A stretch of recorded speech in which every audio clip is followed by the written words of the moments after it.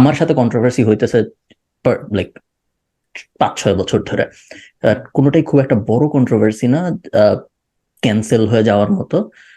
আম, আমার সাথে বেশিরভাগ সময় যখন কন্ট্রোভার্সি হয় আমার কষ্ট হয়, খারাপ লাগে, বাট আমি ডেটা দিয়ে প্রমাণ দিতে পারবো বিজনেসে কোনো এফেক্ট পড়ে না, উল্টা অনেক সময় লাভ হয়।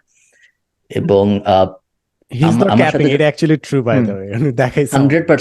100% ট্রু। আমাকে নিয়ে যখনই কন্ট্রোভার্সি হয়েছে সবসময় আমাদের সেল ওয়েন্ট আপ, সব সময় একদম 100% টাইমে। এই কারণে অনেকে মনে করে যে আমি কন্ট্রোভার্সি তৈরি করি যাতে আমার লাভ হয়, বাট ব্যাপারটা সত্য না, আমি করি না।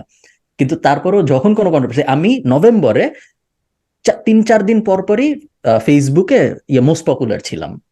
আমি আমি কিছু করি নাই নিজে, এটা করার জন্য বিভিন্ন মানুষ করছে আমাকে নিয়ে। এবং যখনই আমি ফেসবুকে মোস্ট পপুলার ছিলাম তখন অর্গানিক্যালি অনেক মানুষ আমাকে কনজিউম করছে, অনেকে হেট থেকেও করছে, অনেকে নর্মালিও করছে। হেট থেকে যারা করছে তারা তো করছেই, বাট নর্মালি যারা করছে তাদের একটা বড় অংশ eventually ends up becoming customer. So বিজনেসে কখনোই বড় ধরনের নেগেটিভিটি হয় না, এটলিস্ট আমি যে ধরনের জিনিসপত্র করি ওইখানে। এখন ধরো মনে করো আমি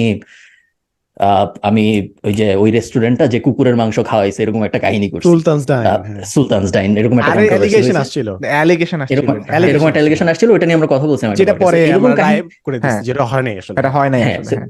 এরকম যদি হয় সেই ক্ষেত্রে হয়তো তাদের ইমিডিয়েট এফেক্ট পরে নেগেটিভ, তাদের রেস্টুরেন্টে হয়তো মানুষ যা বন্ধ করে দেয় কারণ ওরা কুকুরের মাংস খাওয়াইছে, এরকম শোনা যাচ্ছে আশপাশে।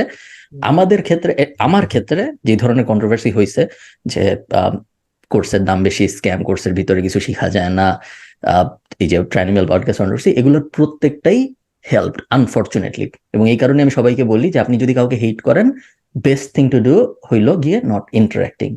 যে কোনো ধরনের ইন্টারাকশন তাকে হেল্প করে। আমি অনেক মানুষকে হেট করি এবং আমি তাদের সাথে ইন্টারাক্ট করি না।